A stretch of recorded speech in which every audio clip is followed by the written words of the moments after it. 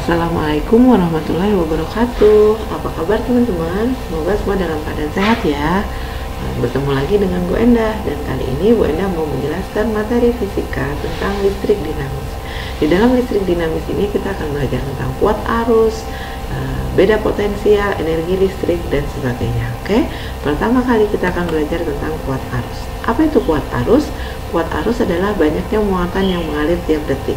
Jika dinyatakan dalam rumus, I sama dengan Q per T, di mana I adalah kuat arus listrik dengan satuan ampere, Q adalah banyaknya muatan dengan satuan kolom, dan T adalah waktu dalam satuan detik.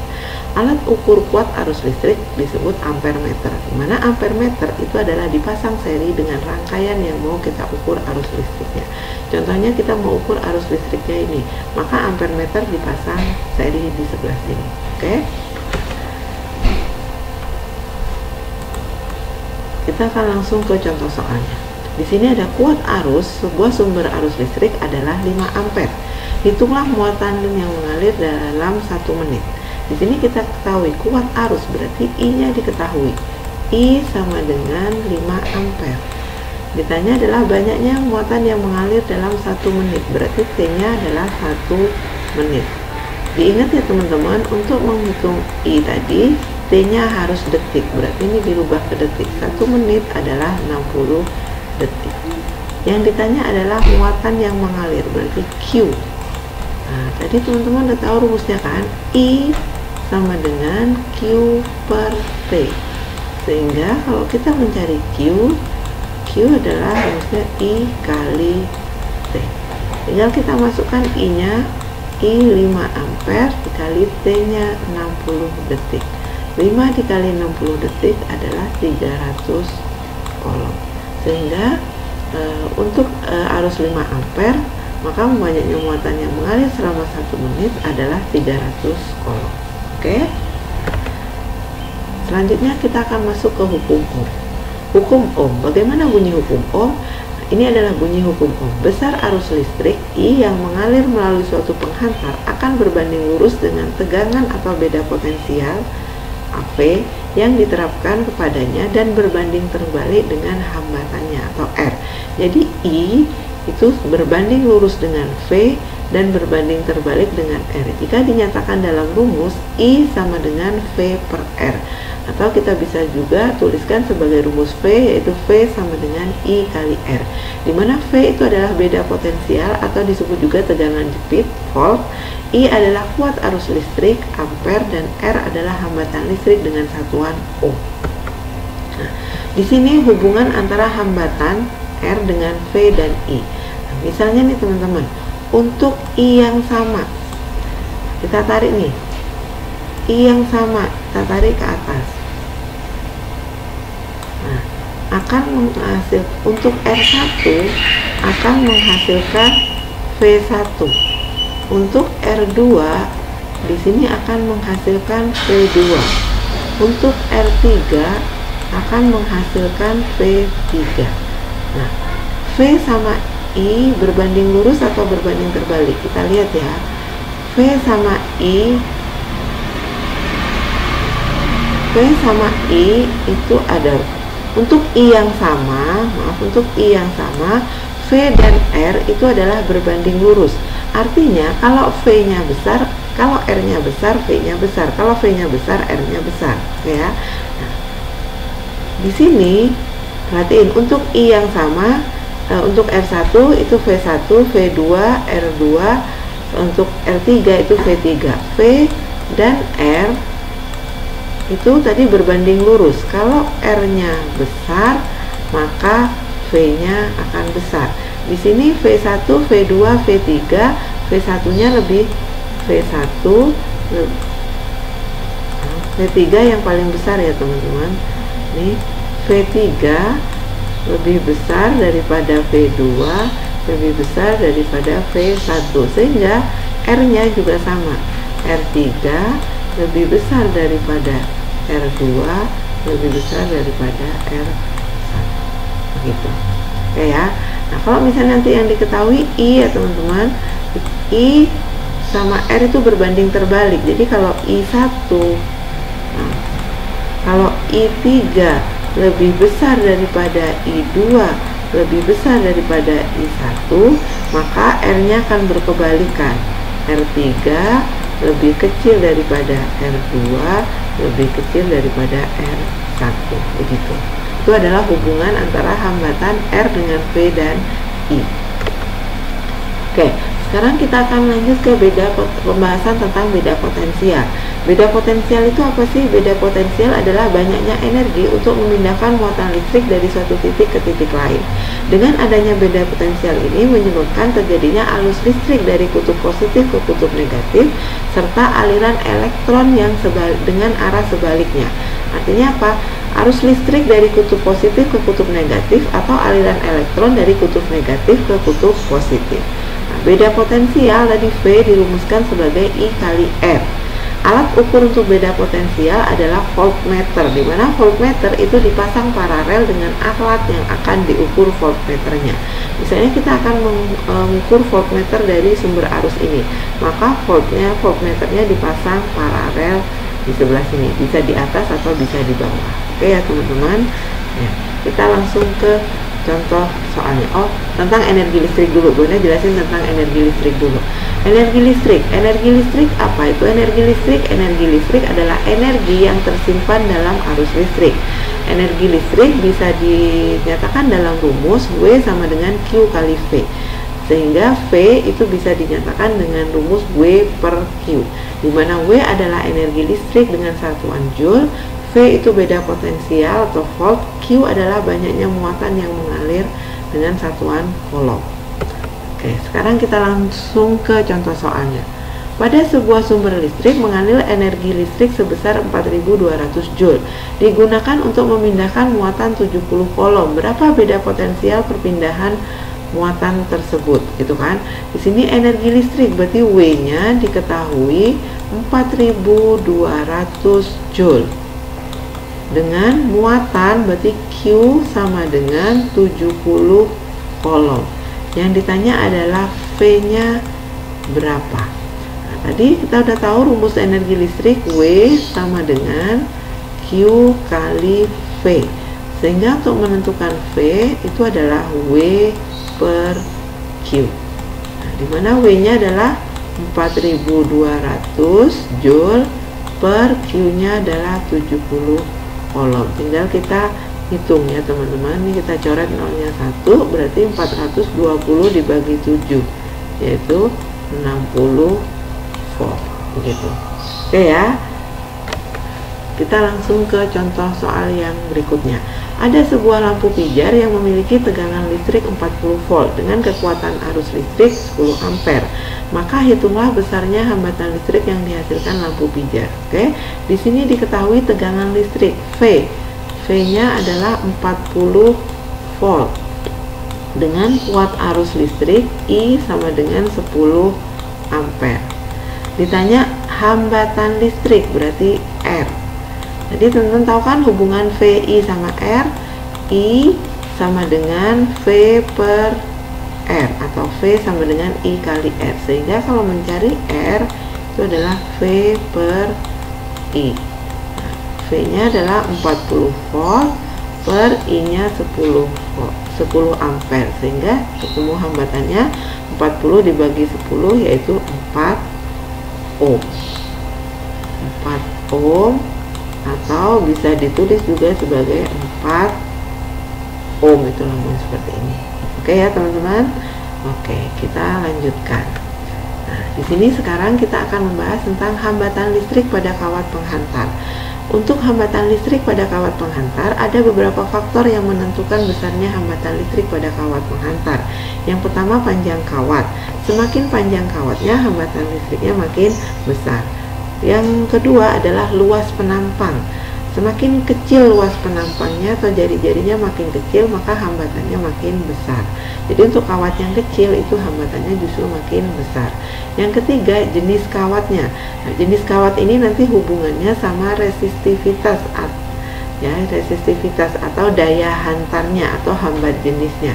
Makin kecil hambat jenisnya, maka benda dikatakan menghantarkan listrik baik. Nah, hambat jenis ditulis dengan rho. Nih, rho ini hambat jenis, yaitu satuannya adalah ohm meter. Oke. Nah, yang keempat yang mempengaruhi adalah suhu. Makin panas suhu kawat, maka hambatannya juga akan makin besar. Dan jika dinyatakan dengan rumus hambatan listrik itu, hambatan listrik pada kawat pengantar adalah R sama dengan rho L per A, di mana rho itu hambat jenis, satuannya ohmmeter, L adalah panjang kawat, satuannya meter, A adalah luas penampang kawat, satuannya meter pangkat 2. Oke, yuk kita langsung ke contoh soalnya. Di sini diketahui sebuah kawat aluminium panjangnya 20 cm dengan luas penampang 2 kali 10 pangkat min 4 meter pangkat 2. Jika diketahui hambat jenis aluminium adalah 2,82 kali 10 pangkat min 8 ohmmeter, tentukan besarnya hambatan listrik yang dimiliki oleh kawat penghantar. Oke, yang diketahui di sini adalah L. L adalah 20 cm. Terus luas penampang itu A. A adalah 2 kali 10 pangkat min 4 meter pangkat 2. Jika diketahui hambat jenis aluminium, hambat jenis itu rho. Rho aluminiumnya diketahui 2,82 kali 10 pangkat min 8 ohmmeter. Tentukan besar hambatan listrik, berarti R-nya ditanya. Nah, di sini yang harus disesuaikan adalah satuannya ya teman-teman. L ini harusnya meter. 20 cm itu sama aja dengan 20 kali 10 pangkat min 2 meter. Oke. Nah, sekarang kalau satuannya kita sudah rubah, kita cari R. R tadi rumusnya apa? Rho L per A. Tinggal kita masukkan rho-nya 2,82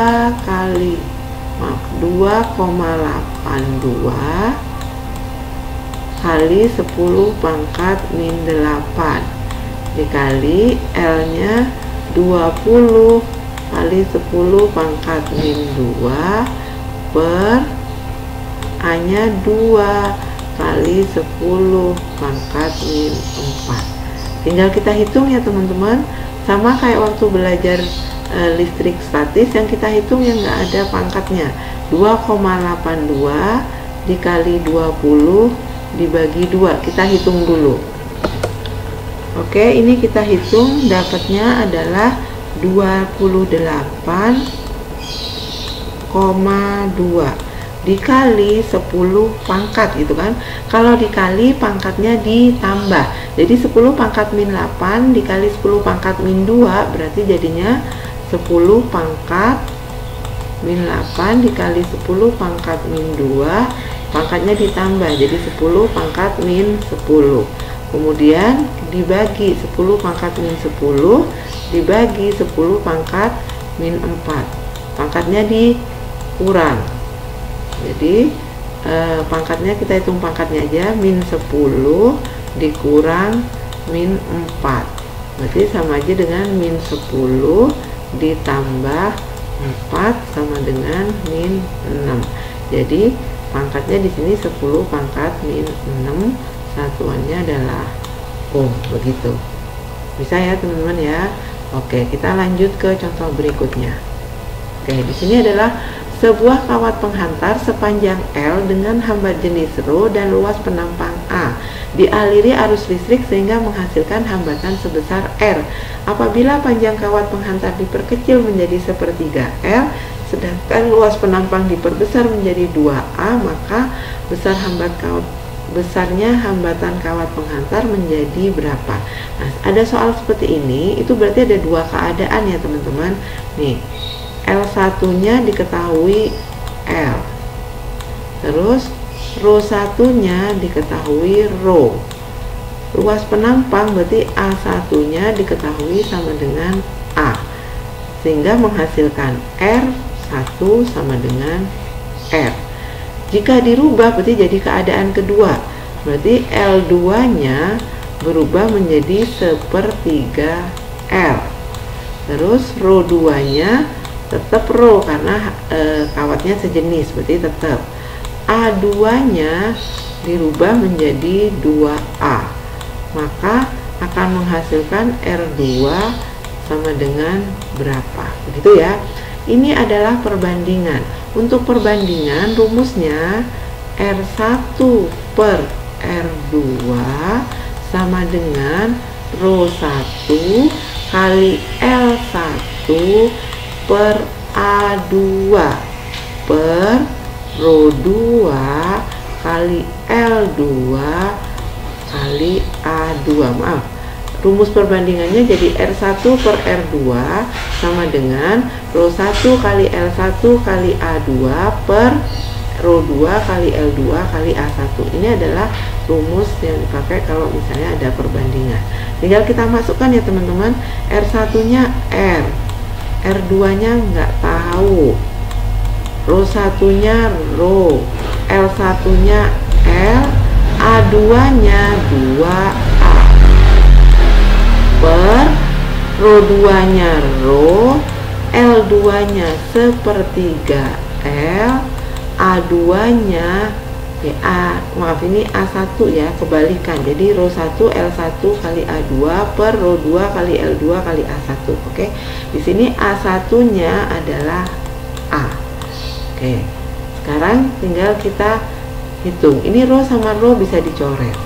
L sama L bisa dicoret, A sama A bisa dicoret. Oke. Sehingga didapat R per R2 sama dengan 2 per 1/3 gitu ya. Tinggal kita kali silang. 2 kali R2 sama dengan 1/3 R, sehingga didapat R2 sama dengan 1/3 R dibagi 2. Berarti 1/3 R dibagi 2, 1/3 R dibagi 1/2. Berarti R2 nya ketemu 1/6 R, begitu. Oke ya teman-teman. Oke, kita lanjut ke contoh berikutnya. Sebuah kawat penghantar dengan panjang L dan luas penampang A mempunyai hambatan sebesar 10 ohm. Jika kawat ditarik sehingga panjangnya menjadi 1,5 kali panjang semula, maka nilai hambatannya menjadi berapa? Begitu kan? Ini juga sama teman-teman, perbandingan nih. L1 itu diketahui L dengan luas penampang A1 sama dengan A. Didapat R1 sama dengan 10 ohm. Jika kawat ditarik sehingga L2 nya menjadi 1,5 kali semula, berarti 1,5 L, maka R2 nya berapa? Gitu ya. Nah, di sini harus teman-teman perhatikan. Di sini ini boleh rubah jadi pecahan dulu, 3/2 L, begitu ya. Di sini yang dirubah hanya L-nya, gitu kan, yang ditulis ditarik. Teman-teman perhatiin deh. Kalau kita menarik sebuah kabel, kita narik kabel nih, yang panjangnya semula L, kita tarik jadi 3/2 L. Maka luas penampang atau nih, kan tadinya kabel luas penampangnya segini. Kalau kita tarik, maka luas penampangnya akan semakin kecil kan, begitu. Nah, ya, jadi kalau misalnya kita tarik panjangnya semakin panjang, maka luas penampangnya makin kecil. Tapi volume kabelnya akan tetap sama. Jadi V1 sama dengan V2. V itu adalah luas penampang kali L, berarti A1 kali L1, sedangkan V2 itu adalah A2 kali L2. Nah, di sini A1 kali L1-nya L. A2-nya kita nggak tahu, L2-nya itu adalah 3/2 L, ya. L-nya bisa kita coret. Berarti A1 sama dengan 3/2 A2. Nah, sehingga didapat A2. Nah, ini kali silang ya teman-teman. Ini kali silang A2. Ini kali silang berarti 2A1 sama dengan 3A2. Sehingga kalau kita cari A2 berarti 2A1/3, atau kata lainnya 2/3 A1. 1. Jadi walaupun di sini nggak dibilang, kalau L2-nya menjadi 3/2 L karena ditarik, maka A2-nya akan menjadi kebalikan, semakin kecil, jadi 2/3 A1. Oke, nah kemudian gimana mencari R2-nya? Kita masukkan ke rumus perbandingan lagi. R1 per R2 sama dengan rho 1 kali L1 kali A2 per rho 2 kali L2 kali A1. Di sini kawatnya sejenis. Kalau kawatnya sejenis berarti rho-nya sama. Tinggal kita masukkan R1-nya. R1-nya 10, R2-nya kita nggak tahu. Sama dengan L1-nya L, A2-nya 2/3. Maaf ini teman-teman, Bunda lanjutin di sini. A2 2/3 A1 berarti sama aja 2/3 A1-nya A, berarti 2/3 A, begitu ya. Nah, 2/3 A per L2-nya 3/2 dikali A1-nya A. Nih, oke, ada yang bisa dicoret, kita coret. Nah, ini 3/2 L ya. Jadi L1-nya masukin L, A2-nya 2/3 A, L2-nya 3/2 L, A1-nya A. Yang sama kita coret nih, L sama L sama, A sama A sama, sehingga didapat 10 per R2 sama dengan 2/3 per 3/2. Kita kali silang, 2/3 R2 sama dengan 10 dikali 3/2, begitu ya. Nah, kemudian kita lanjutkan. Oke, ini Bunda pindah ke sini. Jadi kita hitung dulu, 2/3 R2 sama dengan 10 kali 3, 30/2. Sehingga mencari R2-nya adalah 30/2 dibagi 2/3 sama dengan 30/2 dikali 3/2. Kita bisa hitung 30 kali 3 9, atau yang bisa dicoret dulu teman-teman. Ini bisa dicoret ya. Ini dapat 1, ini dapat 15. Jadi 15 kali 3 45/2 sama dengan 22,5 begitu. Oke, bisa ya teman-teman ya. Oke teman-teman, penjelasan Bu Endah tentang listrik dinamis cukup sampai di sini. Terima kasih atas perhatiannya. Assalamualaikum warahmatullahi wabarakatuh.